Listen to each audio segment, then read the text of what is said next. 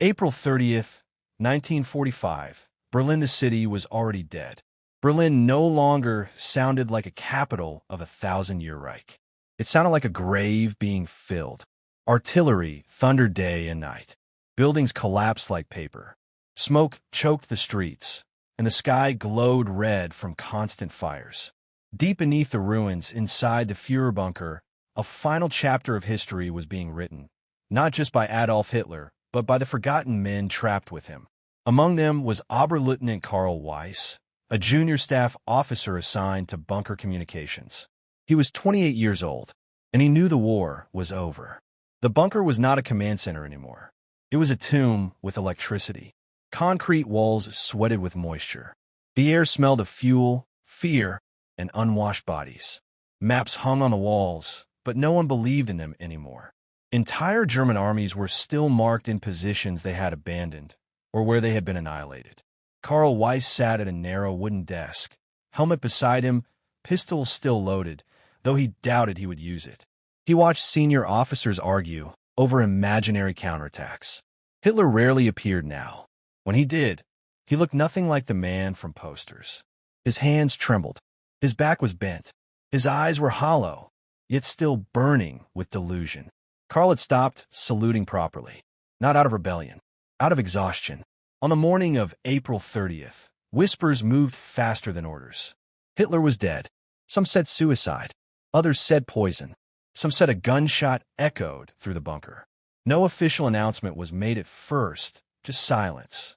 Then came orders to destroy documents, burn files, tear maps, eliminate anything that could fall into Soviet hands. Karl was ordered to assist with communications cleanup. But before he complied, he did something forbidden. He wrote a letter.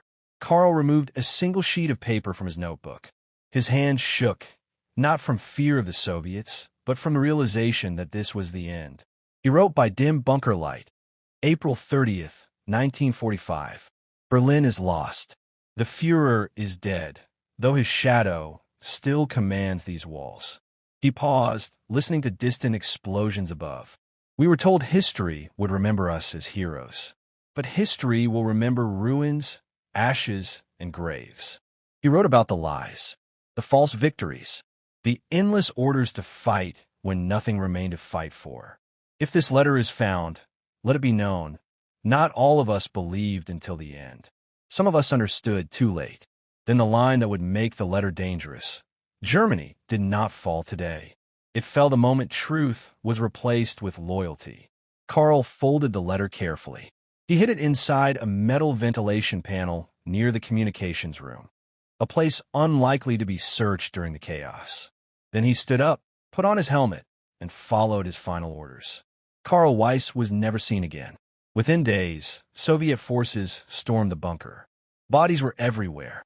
Some had poison capsules clenched between their teeth. Others had bullet wounds to the head. Maps were torn. Papers burned. The bunker was sealed.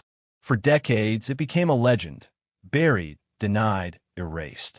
Officially, there was nothing left to find. But history has a way of hiding its sharpest truths.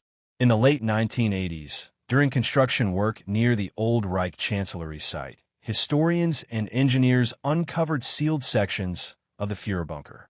Most of what they found was expected. Broken furniture, rusting equipment, empty rooms. Then someone noticed a loose ventilation panel.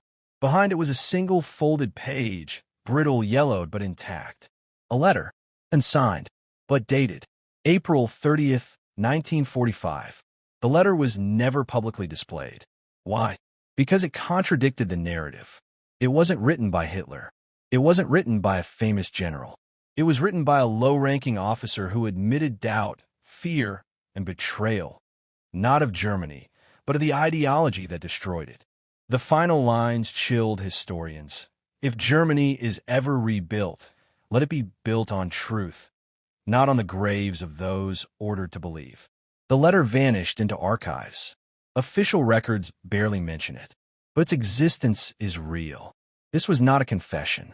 It was a warning, a reminder that inside even the darkest regimes, there are individuals who see the truth, but are trapped by fear, duty, and time. Karl Weiss did not change history. But his letter survived when his Reich did not. The Führer bunker was meant to be the heart of an empire. Instead, it became a concrete coffin, not just for a dictator, but for an entire illusion. And somewhere inside it, a single letter whispered what millions were never allowed to say aloud. The war was lost long before the last shot was fired.